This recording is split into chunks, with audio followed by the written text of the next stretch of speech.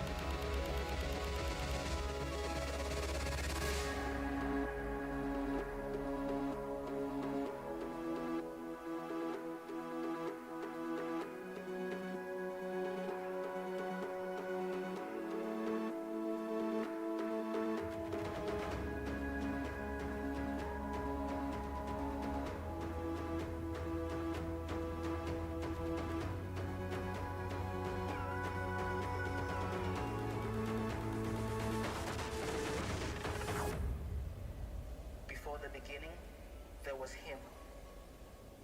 All things gigantic, volcanic, and romantic were first found in him. The very fabric of time was knitted by him. Future, present, past, guess where you'll find him. He is El Olam, was God, is God, forever God. While hearts are asleep, he intercedes, singing our praises in our wildest dreams, colors our darkest moments in Technicolor and HD, and when no one can see our pain, he sees. His breath gave birth to a symphonic universe, orchestral ecosystems on a planet that's biodiverse. Blowholes exhaling, eagles dovetailing, bacteria, blue whales, and icebergs set sailing. Every wing beat, every molecule, every growing follicle, every stampede of hooves, every bird song so audible. An unyielding, fiery supernova called love. In his name, prayers are whispered, uttered, and groaned. His name fulfills longings and men's broken bones. Mountains and mammals shriek his glory with elation. He is Elohim, the God who baked creation.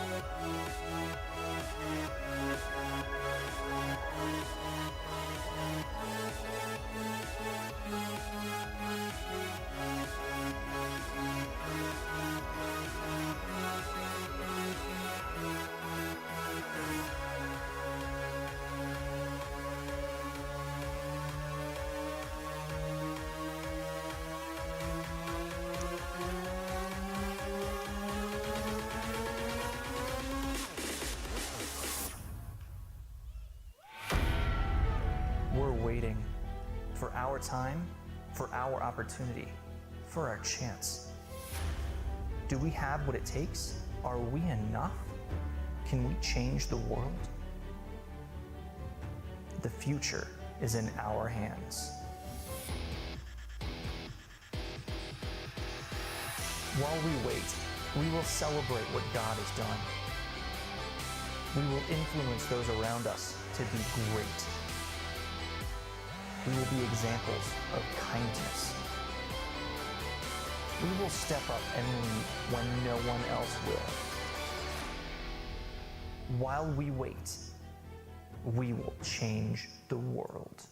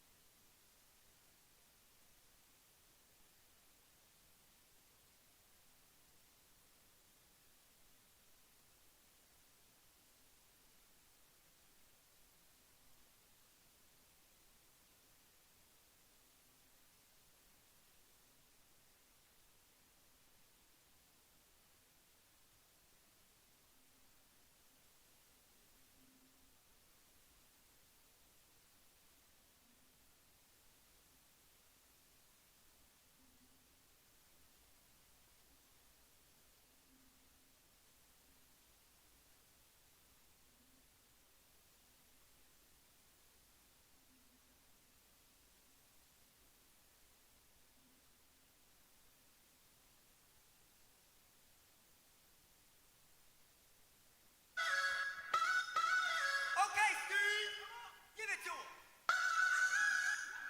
Yeah!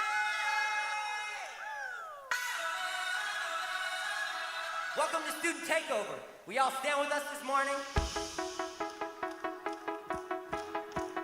Yeah. Staring into your eyes makes my heart come alive. Suddenly brought to life when I met you. Reaching beyond the skies, running deep, stretching wide. Perfect love realized here with you.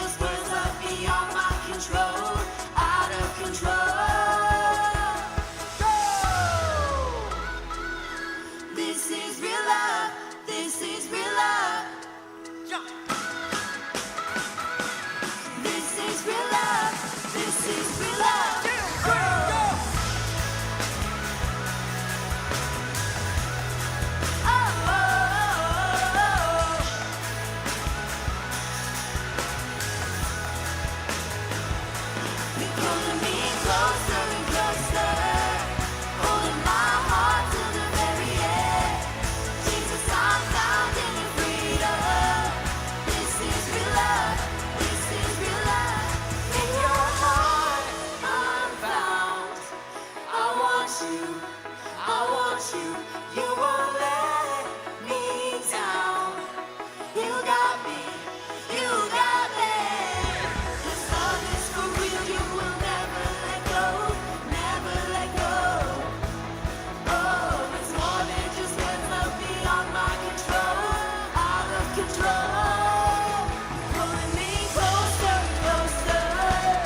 Holding my heart to the very end. Jesus, I'm found in freedom. This is real love. This is real love. 2, 3, go!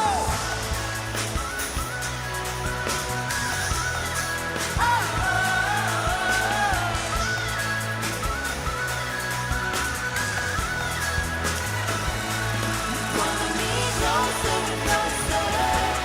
Holding my heart to the very end. Jesus, I'm found in freedom. This is real love. This is real love. Oh.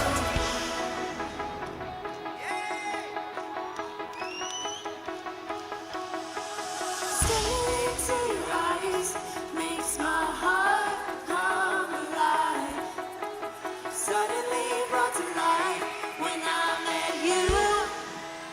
1, 2, 3, go! This is real love. This is real love.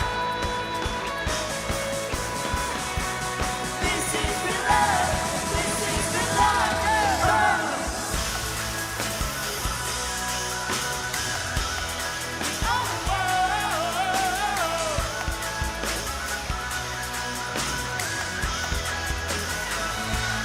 Pulling me closer, closer. Holding my heart to the very end. Jesus, I'm found in freedom. This is real love. This is real love. This is real love.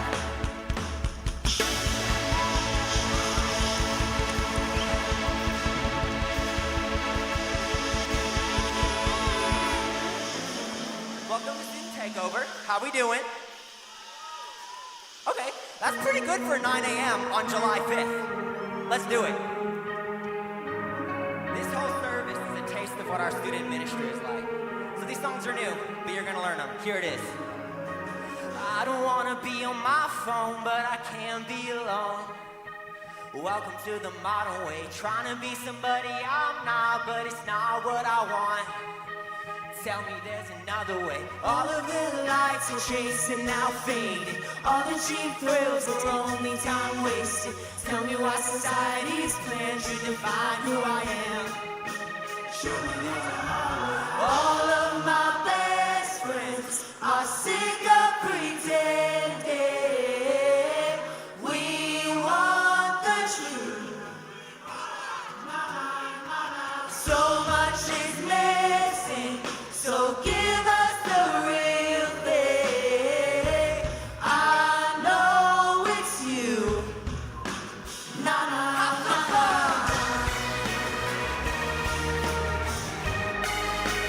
Na na na na. Sing this with me. Na na na na. Na na na na.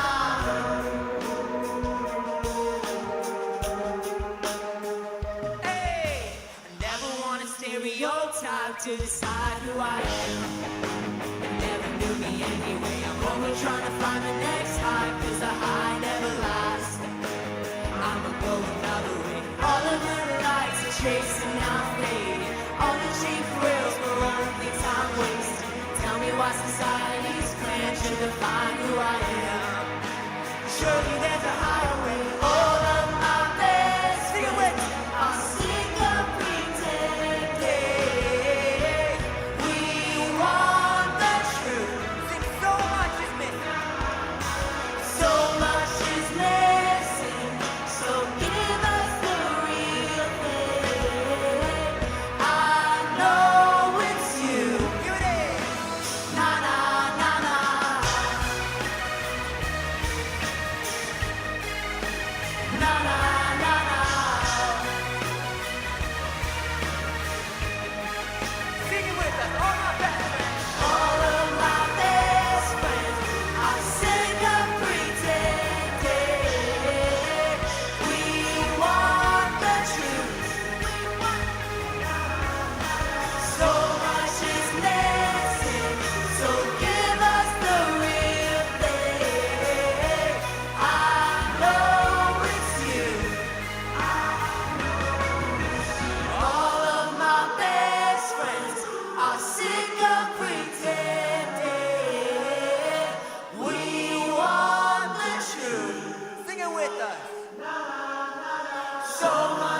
missing. So give us the real thing. I know it's you. I know it's you.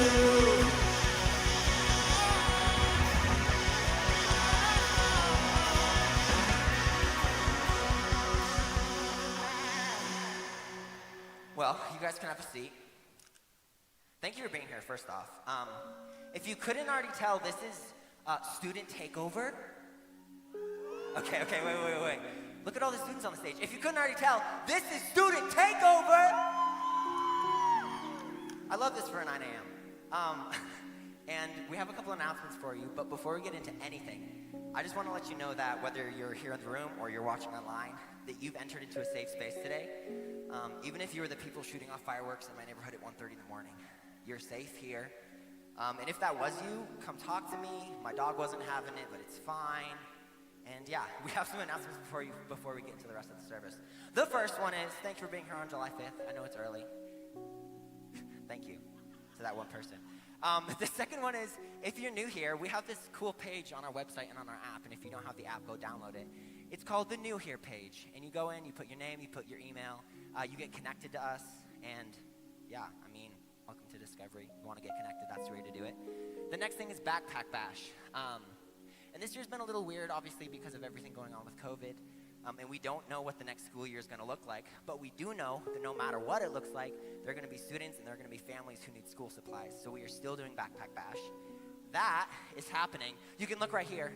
There's drop-offs next weekend from 2 to 5, and then the weekend following that from noon to 3. Just drop off backpacks, school supplies. There's more information on our website about that, and it's going to help families around the city. And now we're going to get into the rest of the service. Like I said, it's student takeover. The students have a really cool message to share with you guys. I'm excited about it. Everything about what you're about to watch and experience was planned by these students on the stage and somewhere that you're not even seeing. So yeah, let's watch this. Not yet. I want to start a business. I want to save the ocean. I want to fix the McDonald's ice cream machine. I want to be a world-renowned surgeon. I want to be a best-selling author. But when I look in the mirror, all I see are the reasons that I can't. I don't have the money to start a business. I don't have the power to save the ocean. I don't have the motivation to fix the McDonald's ice cream machine. I'm not smart enough to be a world-renowned surgeon. I don't have a big enough platform to become a best-selling author. I'm just young, dumb, and broke. Maybe someday I will make a difference, but not today. If not today, then when?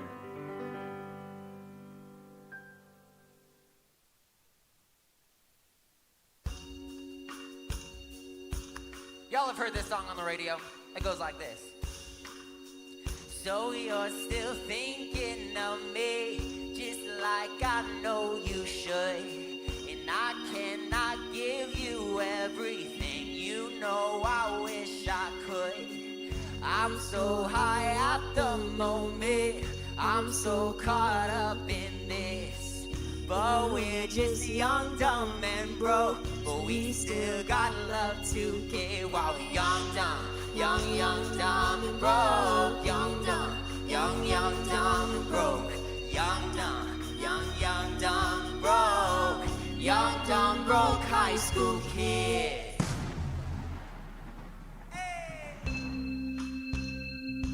You've also heard this song on the radio. It's called Thunder. Yep. Just a young gun with a quick fuse. I was uptight, wanna let loose. I was dreaming of bigger things and wanna leave my old life behind. Not a yes sir, not a follower. Flip the box, flip the mold, have a seat in the foyer. Take a number. I was lightning before the thunder. Thunder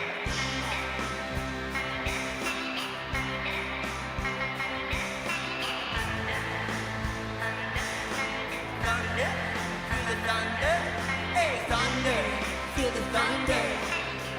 Lightning in the thunder. Thunder, feel the thunder. Lightning in the thunder. Hey.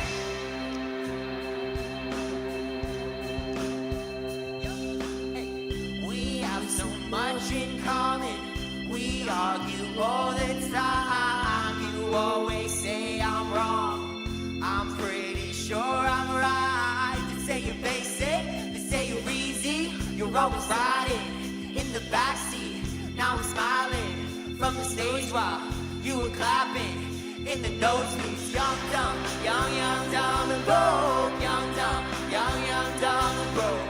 Young, dumb, dumb and broke. Young, dumb, broke high school kids. Thunder, hear the thunder. Lightning and the thunder. Thunder, hear the thunder. Lightning and the thunder. Okay, Steve.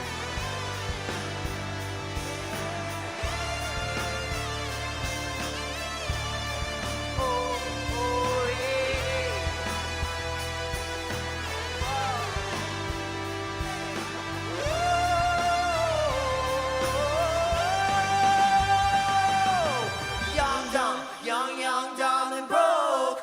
Lightning and the thunder. Hey, thunder, feel the thunder. Hey, lightning and the thunder. Thunder, feel the thunder.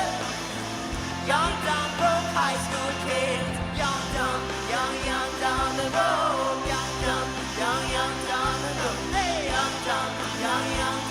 broke. Young, dumb, broke high school kids. La da da da da.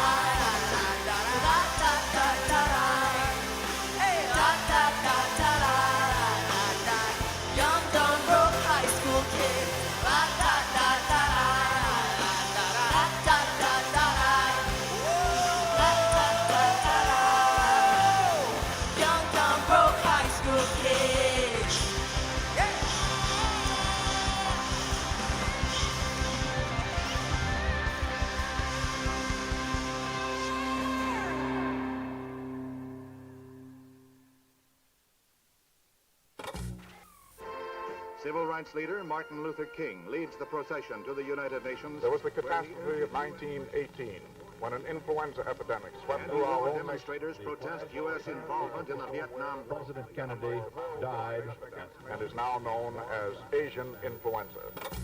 280 people were arrested across the city on Tuesday. Property fronts and stores were vandalized and robbed by people. Those gestures are just drops in an ocean of anger and frustration. Europe's open borders are closing. Slow the spread of the coronavirus. 150,000 school children are estimated to not have strict lockdown measures in France. Non-essential businesses to close. The rainforest is being consumed by fire. President Trump, you saw him live here just a short time ago at the National Prayer Breakfast. Thousands of Central American migrants are vowing to continue their march to the U.S. border, even though by Beijing. Controversial bill was pushed through Hong Kong's legislature. His name is Edward Snowden. He's an American former CIA. Flames brought down the spire and much of the roof at Notre Dame Cathedral yesterday. Tiananmen Square on this day in 1989, where thousands defied social distancing rules to hold in.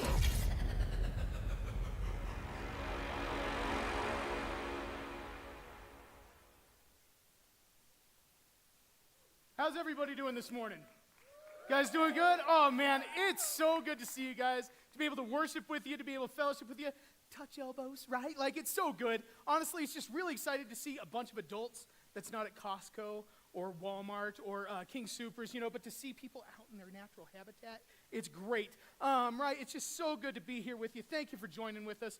And guys, today has looked really different. It's looked good, it's been awesome, but it's been different, and we're going to continue down that path.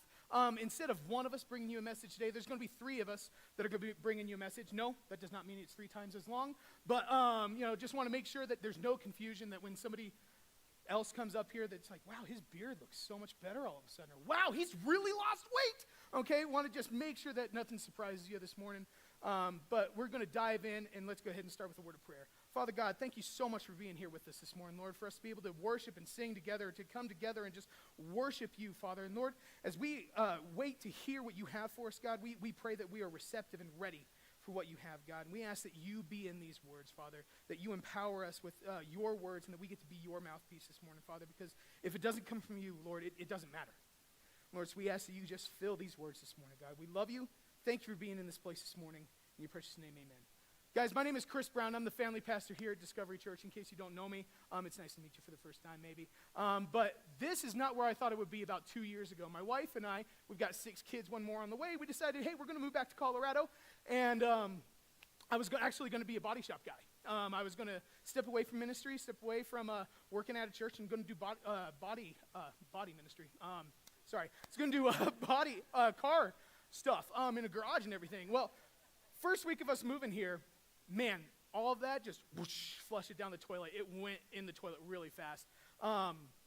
The company called me and they're like, hey, you know that job? Circumstances have changed. We cannot hire you now. Sorry about that, but you have a great day. You too. And it's just really sad. And so I start panicking right away, looking for a job, applying everywhere, using every trick that I have in my bag to try to get a job, using connections that I haven't talked with in years, just doing everything I possibly can to control the situation, get out of my in-laws' basement that we were only supposed to be there for a month, that turned into 10 months, guys, right? Just completely out of control. It's out of my hands. Until finally I came to the point where I was just like, God, I need you. I need you to take this. I need you to fix this. I need you to show me what you have for me, because what I think is supposed to happen, what I'm trying to do, it's not working. And God, I need you to take this from me and show me whatever it is, God. I don't care what it is. Show me what it is and I'll go there. Well, that next week, Pastor Greg, he starts saying like, hey, we need volunteers in the kids area. I was like, hey, I've got a bunch of time on my hands. I can help. So I go into that, a week or two of volunteering there. Pete calls me up and he starts talking to me, hearing my story, hearing where I've come from and stuff like that, and he offers me a job here at the church. Last place that I was looking to work, right? I've been hurt by the church, didn't want anything, didn't want to step back into that. It's like, okay, God, I'll follow you this far. And I kept following, and a year and a half, almost 2 years later, we're still here, and heck, we're still following him into the unknown. It's not like he's laid out, hey, this is what you're doing till retirement, right? But we're still following into the unknown, and I had to give up that control that I love to have, right? I love being in control. I love knowing where I'm supposed to walk, what I'm supposed to do. That verse that says, you're a light into my path. It's like, yeah, no, I want the whole path, not just the next step, right? I want the whole thing. I want to be in control. But I had to give that up in order for God to lead me through the unknown. I had to give that up in order for him to take me where I needed to go. And we're all in this season of unknown right now because of COVID-19, because of the coronavirus. We're all in this state of unknown. Maybe we've lost our job and we don't know how we're going to pay our bills, or we don't know how we're going to stay in our house. Maybe our hours have been drawn back. We don't know how we're going to make ends meet. The scariest one for a lot of parents is, what are my kids doing for school? What is that going to look like? Are they going to be schooled at home again? Dear Lord, take me now, right? Or is it going to be, are they going to sit at their desk and have to eat their lunch at their desk? They get to do a lap around the football field for PE. Hot dog, dodgeball is no more, right? Like, we don't know what life is looking like. This whole thing has shaken our world up, tipped it upside down, and it's unknown what the future is going to look like for us. The cool thing about all this is that God shows up time and time again in the unknown. He is there waiting for us in the unknown. He's asking us to trust him in the unknown.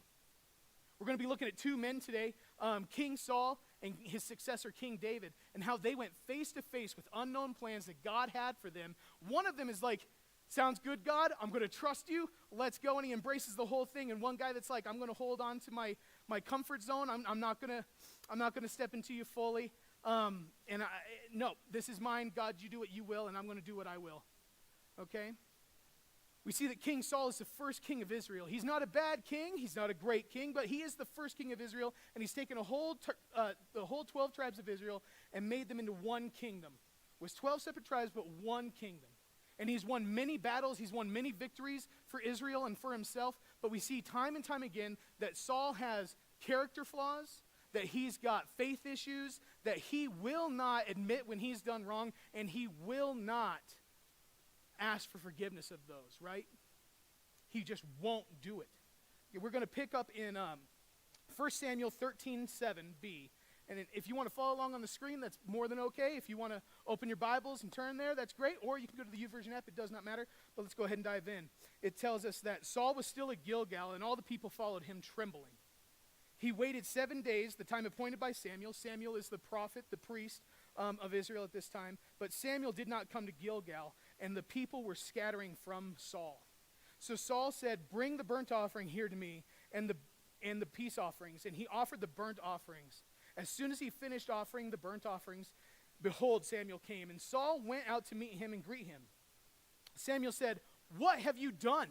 And Saul said, when I saw that the people were scattering from me, that you didn't come within the days appointed, and that the Philistines were meeting at Michmash, I said, now the Philistines will come down against me at Gilgal, and I have not sought the Lord's favor. So I forced myself and offered the burnt offerings. And Samuel said to Saul, you have done foolishly. You have not kept the command of the Lord your God with which he commanded you. For the Lord would have established your kingdom over Israel forever. But now your kingdom shall not continue. The Lord has sought out a man after his own heart, and the Lord has commanded him to be prince over his people, because you have not kept what the Lord commanded you. You see, the Philistines are in war against Israel, and they are ready. They are ready. And the Bible tells us that they have a big army, right? It says that they are so numerous, it's like the sands on the shore. It's a lot. And Saul, he sees his army is scared. It says they're trembling, that they're leaving. They're saying, forget this, we're out, right? And he panics because we see that Saul's strength, his confidence, it's not in the Lord. It's not in the victories that God has already brought to him, but it's in numbers, it's in his army, and it's what he can control. He's not confident. He's not trusting in God. Instead, he is not looking to the living God that has given him victory after victory for his kingdom. Saul decides to rush and make the sacrifices and burnt offerings for himself, and he chooses to do what he thinks is right, and it costs him. It costs him his kingdom. It costs him his favor with God. His family is no longer going to be ruling Israel. Saul was not willing to wait. He was not willing to sit in the unknown and see what God had for him, to see how God would show his greatness. Instead, he had to hold on to what he could control. He reminds me of my daughter Danielle. She is 4. She's sitting somewhere over there. She's beautiful, right? She's got this beautiful smile, these beautiful eyes. Oh my gosh, she's my little princess. I love her. I hate being in the car with her. Can't stand it. Can't stand it. Drives me nuts. The whole time, Dad, where are we going? Dad, this is not the way that we're supposed to go. Dad, this is not the way to Dutch. This is not the way to Grandma's house. Dad, I think we're lost. I don't know where we are. The one that drives me the most nuts is the whole, did you hear that laugh? The thing that drives me the most nuts is, Dad, this isn't the way that Mom goes. Shut up, okay? I don't want to hear it, all right? She is not willing to give me control. She constantly is telling me, I know better than you. Not bold enough to say those words, but that's what her actions are saying, right? And that's what Saul's doing with God. Neither Danielle nor Saul want to take the journey to the destination. They're wanting to be in control and be at the destination right away. But so much of the time, the unknown is in the waiting. We have to wait. We get stuck in the are we there yet mentality. It's the mentality that tells us that the journey isn't worth the destination. What we want, and we want it the way that we've planned it, and that's the only way to do it. But let me tell you that the destination is worth the journey. Your calling is worth it, and God's plan for your life is worth it. Instead of looking around for the answers, instead of taking confidence in the things that we know and the things that we can control, we need to be finding our strength, our confidence in the final steps. Or instead of finding it in the final steps, we need to be looking for God's next step. You see, when we follow God's next step, the final steps come. When we follow God's next step, the final steps come. So we're going to jump back into Saul's story.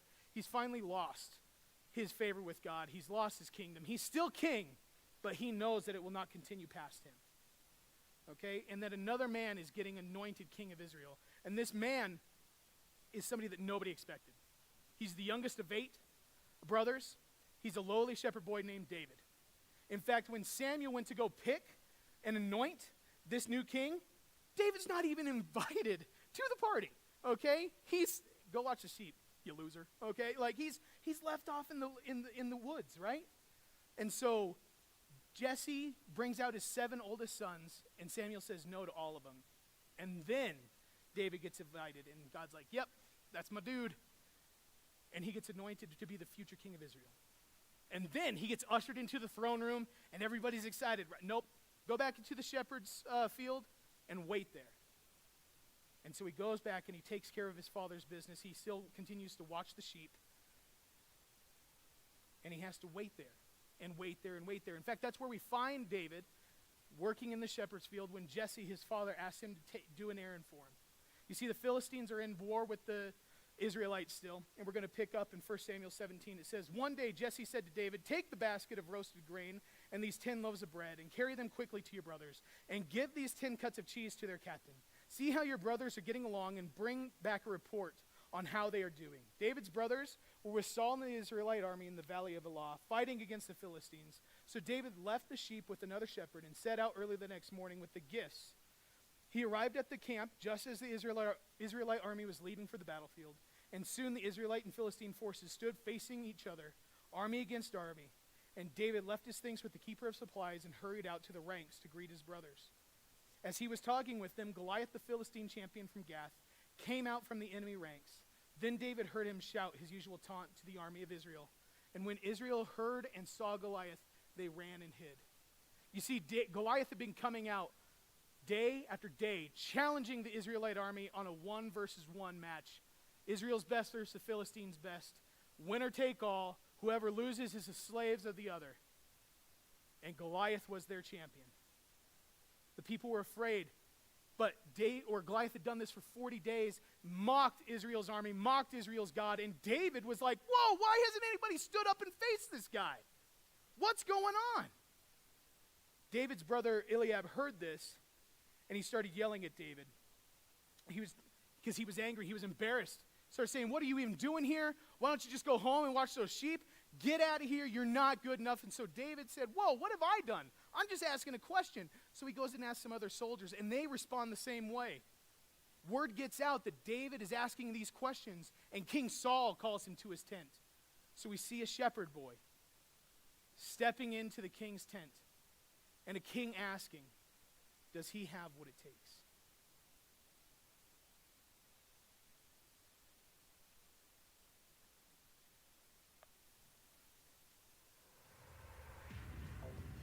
I'm too dependent on technology. I don't realize how easy I have it. I'm too young to understand this. I don't have enough life experience. I'm just a kid. Shadrach, Meshach, and Abednego were just children when they defended their God in the face of death. Miriam was just a young girl when her decision saved baby Moses. Jeremiah was a teenager when God called him to be a prophet. Mary was a young teen when she gave birth to our Savior. David was told he couldn't kill Goliath because he was just a boy.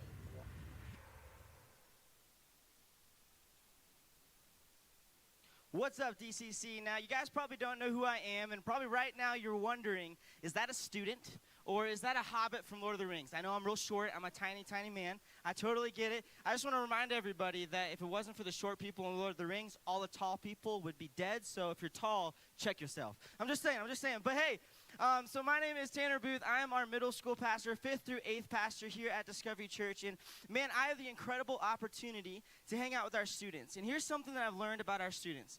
Man, they got like a ton of skills, right? Like we've already seen it on display with some of their dance moves up here. You guys even saw it in that video. And see, over the years, I've developed this skill as well, but I gotta be honest. Unlike our students, I'm not proud of mine. I'm not proud of this skill I've learned to use. See, I've practiced it and I've honed it a lot more than I would like to admit. And what this skill is it's called the art of dodging the question. Okay, see, I've always had this ability to be able to duck, dink, and dodge uncomfortable questions that have come up in my life. And questions like, hey, Tanner, why don't you do the dishes? Hey, Tanner, why'd you kick down the door and tickle your sister? That's a legit story that happened. I got in a lot of trouble for it. There's other questions, too, much more difficult ones like, Tanner, why are you depressed? Tanner, do you ever doubt God? And see, what I learned from a young age is that I talked a lot, and I could try to control the conversation. I could talk myself into or out of whatever it was. And I know, if you guys know me, I'm a talker. What a surprise, right? But see, what I did, the reason I did this is because it was a way for me to get control. It was a way for me to navigate these uncomfortable things so that I knew what the outcome was in the end. And I got to admit, see, this year, this skill that I've used, a lot more than I would like to admit, has been exposed. It's been exposed. See, COVID-19, it came out of nowhere, and man, it's kind of taken away a lot of our control in life, right? And see, this kind of came in and it hit me out of nowhere and I didn't know what to do. And see, I came into 2020 with a vision. I had a vision of what our ministry was going to look like. I had a vision of how I was going to grow as a leader. I even had a vision of how my fiance and I would be planning our wedding. And what's ended up happening is it felt like the rug has been taken out from underneath me, and I'm waiting, not knowing how it's going to look in the future. And see, if I had to guess, I'd say that many of us are dealing with something very similar. I think many of us had a vision coming into this year. Maybe for some of us, it was the one where you'll lose some pounds, right? Like, I'm gonna hit the gym. And then what happened is the gyms were closed, and we were left waiting in the unknown with a bag of Doritos. I mean, let's be honest here, right? Like, for me, it's the Taco Bell, and it kind of goes to the back end. But anyways, for some of us, maybe it was a little more serious. Maybe we came to this year, and we had a vision of what our marriage was going to look like. It was going to be beautiful. It was going to be perfect. It was going to be amazing. Now we're left waiting in the unknown, not even knowing if it's going to last. Maybe for some of us, it was a job. This was the year that the promotion was going to happen. And then we got let go. And now we're left waiting, not knowing how we're going to pay the bills. And see, at the end of that video, our students said something that I think relates very well to what all of us are going through. They said that David was told he was too young to defeat Goliath. In other words, David was told he was not enough to defeat the giant that was in his life. I mean, how many of us feel that? How many of us have this obstacle or this giant that we're face to face with, and we don't feel like we're enough, we don't feel like we can defeat this thing, and so what it's done is it's left us with anxiety, stress, and sorrow. And so here's my question for us. What if the reason we can't face these giants is because our vision has been compromised? What would it look like if we got that back?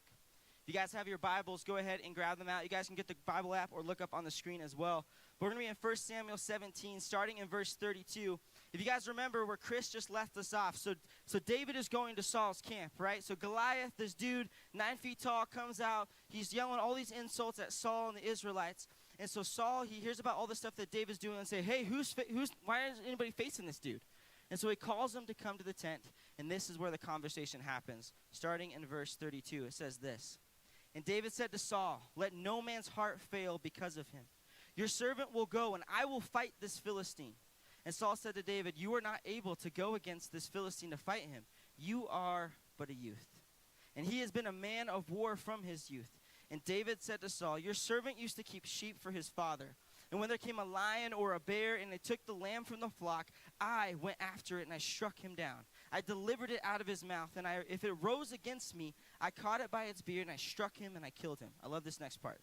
Your servant has struck down both lions and bears, and this uncircumcised Philistine shall be like one of them, for he has defied the armies of the living God. Now, I want you guys to stay with me for just a second, because I don't want us to miss what's happening here.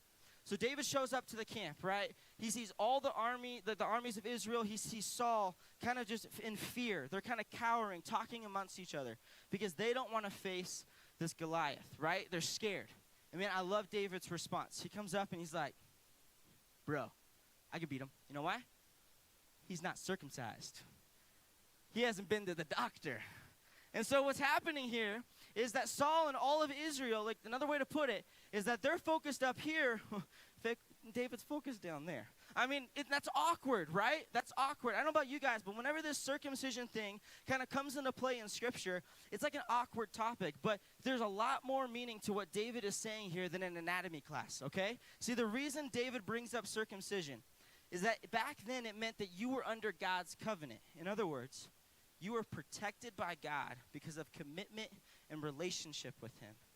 So what's happening in this moment is Saul and all of Israel do something that many of us do, and they are living by sight. See, they see this Goliath, they see this thing in front of them that they can't conquer, and so they cower, they shut down, they don't even want to face it. But what David is doing is he has a vision. And here's the difference. There's a difference between sight and vision. See, sight is only what we see in front of us. Vision is seeing past that. And see, what David is doing in this moment is he's seeing past this obstacle in front of him. He's looking at God's promises. And what it's doing is it's giving him the confidence to face this giant that's in his life. And we see it in the way that he responds to Goliath. Let's look at verse 45. Then David said to this Philistine, you come to me with a sword and with a spear and with a javelin, But I come to you in the name of the Lord of hosts, the God of the armies of Israel, whom you have defied. This day the Lord will deliver you into my hand, and I will strike you down, and I will cut off your head. It's a little extreme, but okay. And I will give you the dead bodies of the host of the Philistines, this day to the birds of the air and to the wild beasts of the earth, that all the earth may know that there is a God in Israel. And that all of this assembly may know that the Lord saves not with sword and spear. I love this part. Highlight it, find it, do what you need to do. For the battle is the Lord's, and he will give you into my hand. Now, later in the story, David does exactly what he says here. He defeats Goliath with a few stones. He goes and he cuts off his head. But what's important for us to know is the reason that David defeats the giant that is in his life is not because he was really good with a slingshot. It's not because he was really accurate. The reason he defeats this giant is because he looks past what he sees. He's not focused on sight. He's focused on vision. He's focused on what God's promises are. And what it's done is it's given him value in his life, the confidence in his life to face this giant. And see, we have to get this. We have to get this. If we want to face our giants, we have to know this. Sight brings sorrow, but vision brings value. See, when we live by sight, what happens is we get full of anxiety, stress, and sorrow. We look at that giant and we say, nope, no way. But when we start to live by vision, by faith, we look past the obstacle, past the things that we are facing, because we are sitting in the promises of God. And when that happens, it gives us value and it gives us confidence. See, when we trust God with our marriage, our jobs, our families, our finances, it gives us value in our vision when it comes to this thing called life. See, Helen Keller has a great quote that I think summarizes this sight and vision thing really well for us. She said this: the only thing worse than being blind is having sight but no vision. So we have to get this. We have to claim back our vision, because when we do that, when we trust God's vision, we get back our value and our confidence. Now, I love this story of David and Goliath because, you know, it's like a big movie moment, right? Like, he kills this dude. I mean, he cuts off his head. Like, come on, that's pretty cool.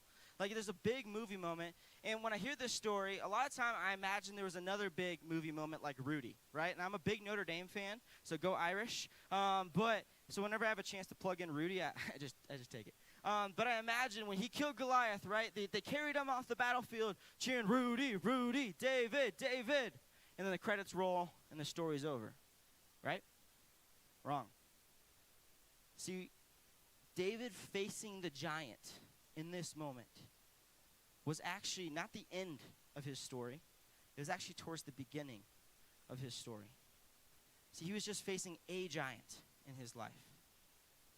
And see, facing the giants that we face, the things like bills, the things like, how am I going to raise my kids, the things like, I don't know if my marriage is going to work out. See, facing these giants is just the first step in navigating this thing called waiting in the unknown. So, there's a lot more to David's story, but there's also a lot more to ours. And don't become weary or disheartened in doing good. Your harvest is coming if you don't give up. Take advantage of every opportunity to be a blessing to others, especially to our family in the faith. You know, in the midst of our waiting, apathy is a killer of hope.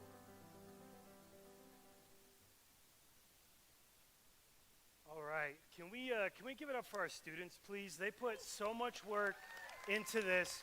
Our students planned this entire service.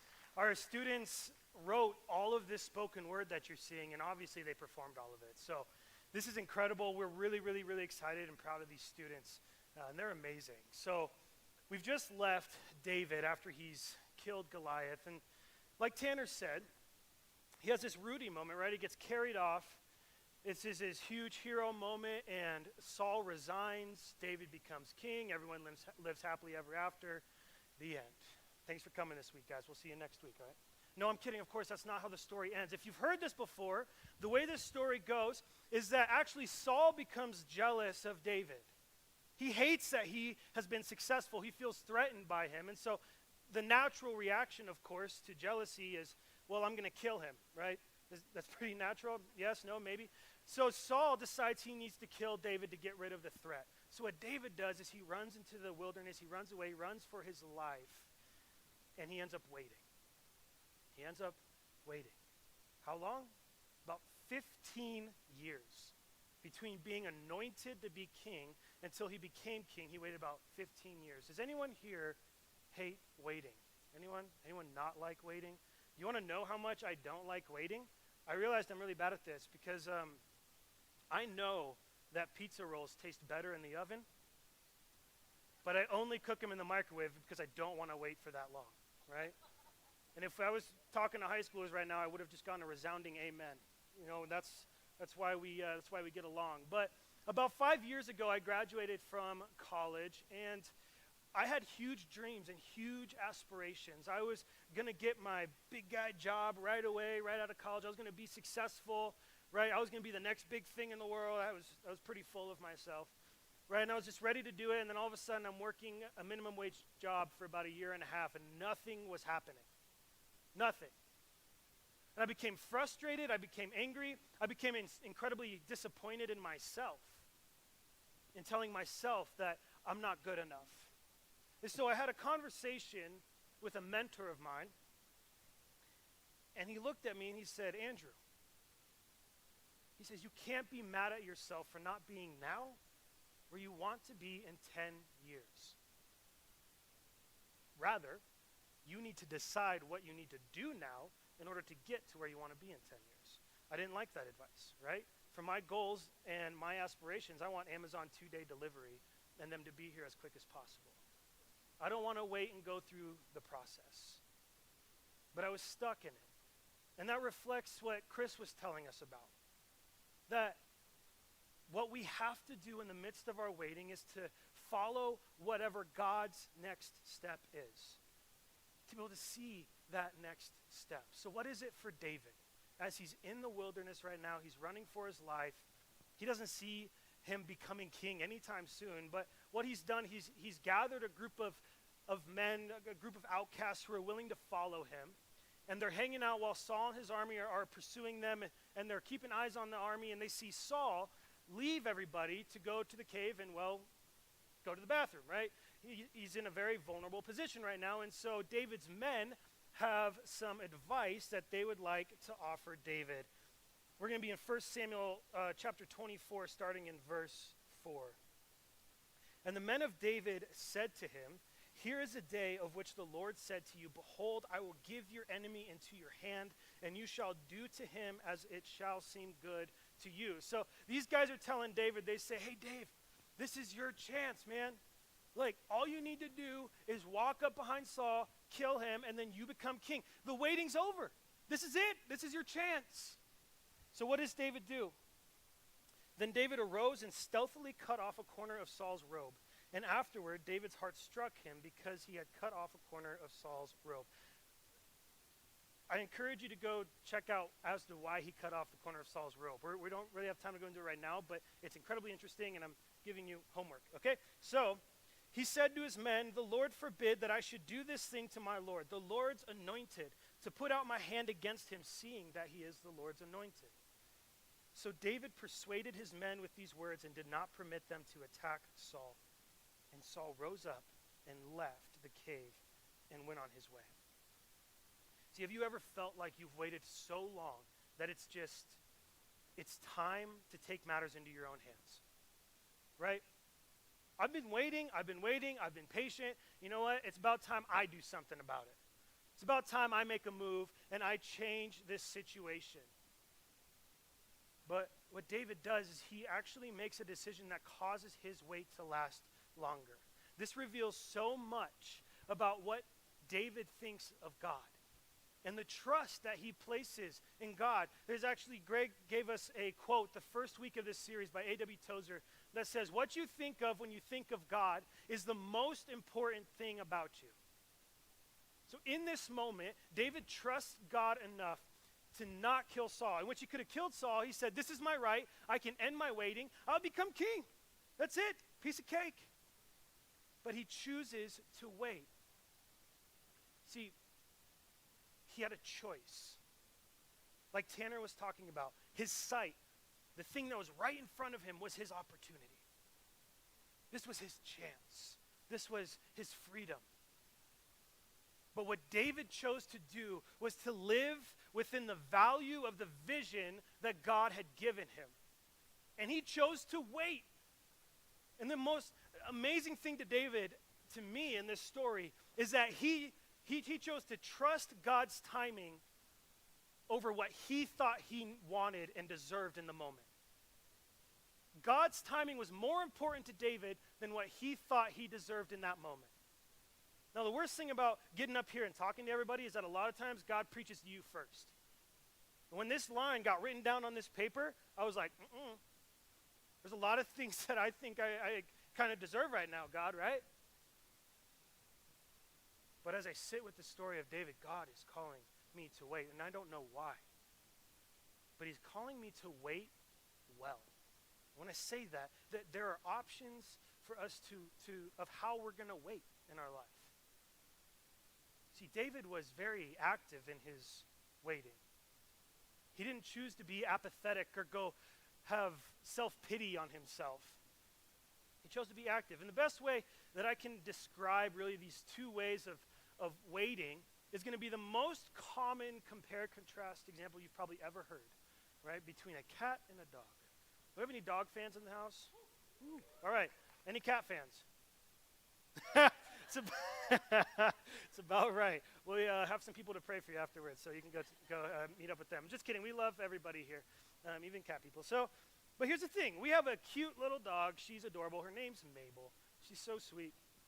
But I just imagine, like, my wife and I go out front. She can see us through the door, and she's still, like, pacing back and forth, and she's crying, and she's about to lose her mind, right? So when we leave the house, I can only imagine how actively she's just waiting for us to come back.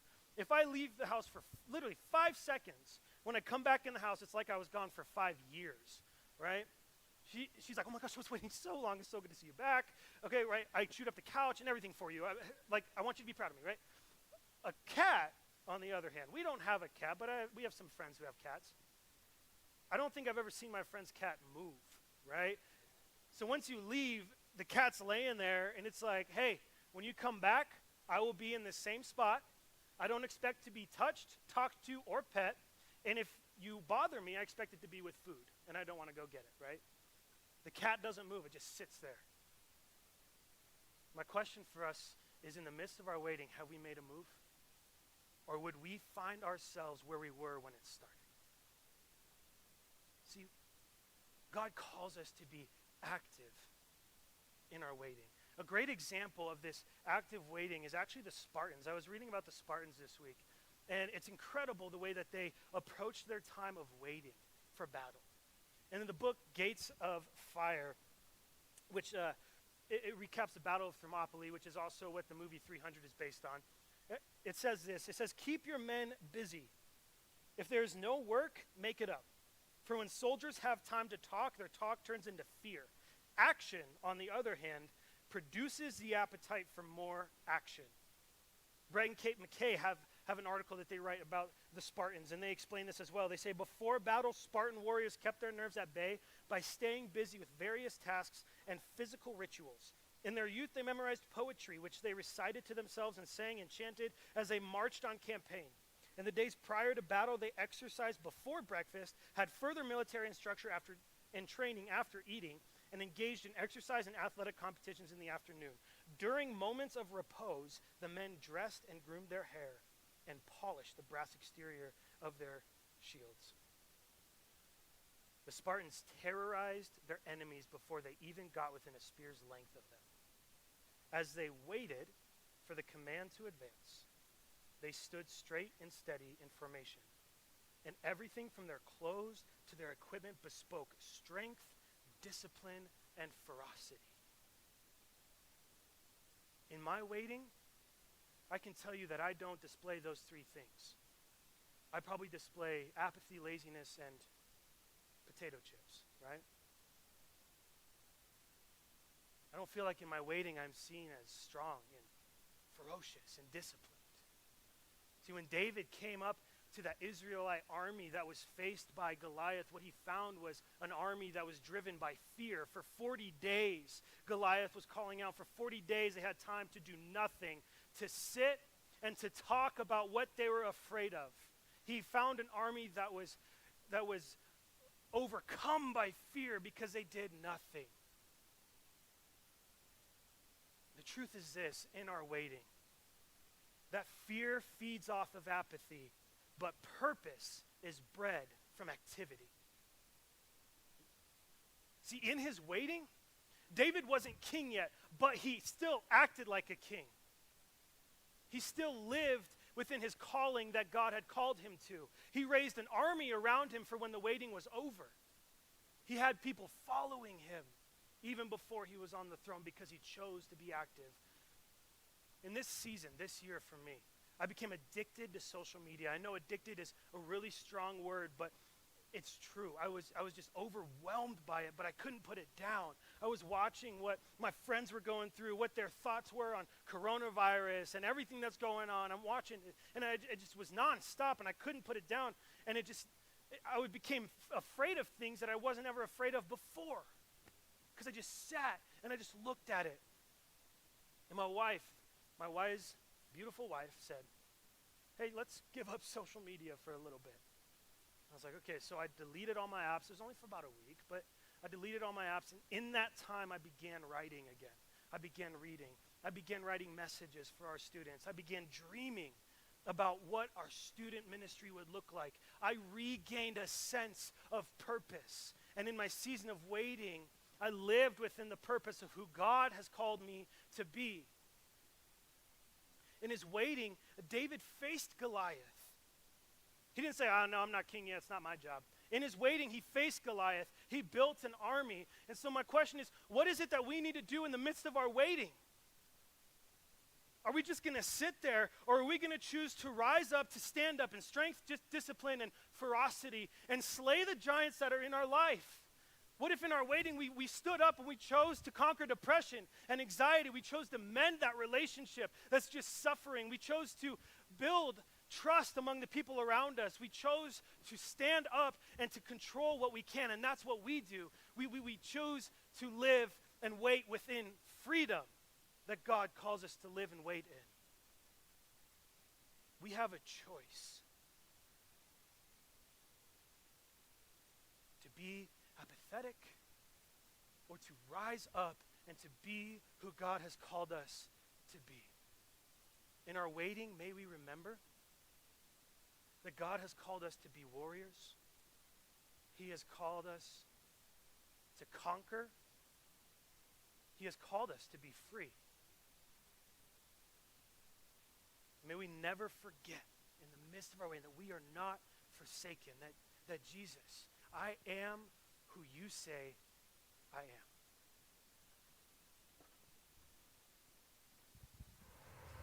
A group of driven teenagers is a powerful force, but when generations come together, they are unstoppable.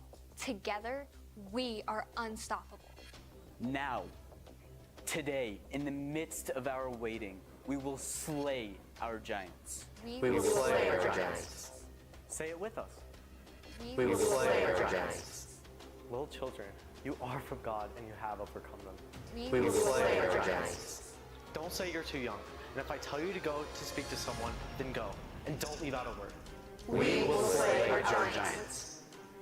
And don't be intimidated by the ones who are older than you. Simply be the example they need to see. We will slay our giants. This is my command. Be strong and courageous. Do not be afraid. Do not be discouraged. We will slay our giants. Will you guys stand up with us?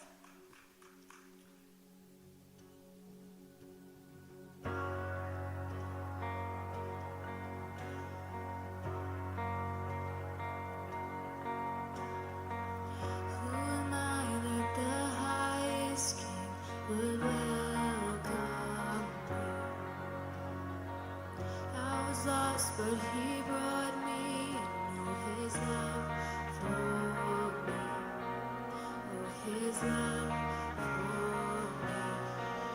Who the sun sets free, always free indeed.